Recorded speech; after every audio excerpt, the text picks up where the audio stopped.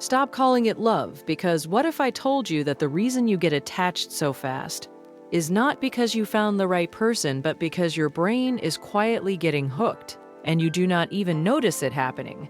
It feels real, it feels deep, it feels intense. But underneath all of that, your mind is running a completely different game. You meet someone new, and suddenly everything changes. Your mood feels lighter, your energy goes up, and your phone becomes the most important thing in your life.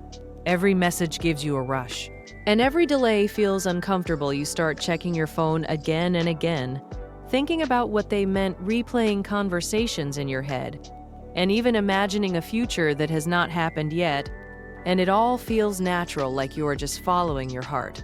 But the truth is, your brain is releasing dopamine, which is the same chemical linked to reward and habit-forming patterns. And when something is new and unpredictable, your brain reacts even stronger, and that is why attraction feels so powerful in the beginning. Now here is where it gets interesting. Not everyone experiences this at the same level. If you feel like you get attached too quickly, there is a strong chance your attachment pattern is influencing your behavior, especially if you lean toward anxious attachment, where your mind seeks closeness fast because deep down it fears losing it. And this creates a loop. The more you like someone, the more you focus on them, and the more you focus, the stronger the attachment becomes. Here is the important part. What feels like a deep connection in the beginning is often just emotional intensity, not stability. And if you do not understand this difference, you can confuse strong feelings with real compatibility. And that is how people end up in cycles of fast attachment and disappointment. Most people think getting attached fast means they are just emotional or romantic, but that is not what is actually happening. Your brain is responding to specific triggers, and once you recognize them, you start seeing things clearly. One of the strongest triggers is inconsistency. When someone gives you attention and then pulls back, your mind starts working overtime trying to understand them. This creates a pattern where you keep thinking about them, not because they are perfect, but because they are unpredictable, and your brain wants answers. Another trigger is emotional intensity. You share personal thoughts, and it feels like something meaningful is building.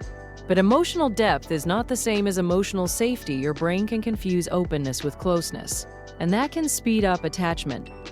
Before trust is truly formed, there is also something deeper. If someone feels familiar, even in unhealthy ways, your brain can label them as safe because it recognizes the pattern.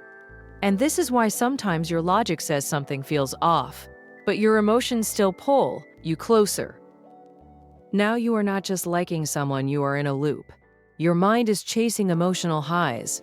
Your attachment system is active, and your past experiences are quietly influencing your choices at the same time.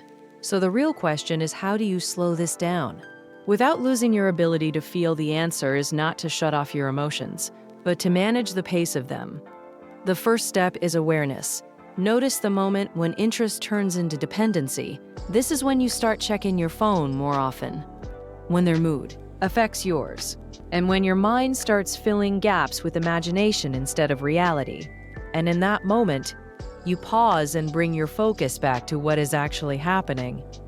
The second step is creating space. You can like someone and still not talk to them all day, because constant interaction increases attachment quickly. Giving yourself space allows your emotions to stay balanced and helps you think clearly. The third step is shifting your focus from feelings to patterns. Instead of asking how you feel about them, start asking what they consistently show you, because real connection is built on consistent actions, not short moments. And finally, replace urgency with curiosity. You do not need to define everything. Right now, you allow things to unfold naturally, and this patience protects you from attaching to potential instead of reality. At the end of the day, the goal is not to feel less, it is to feel smarter, to experience connection without losing control. And when you learn this balance, you not only protect yourself, but you also start choosing better connections without forcing anything.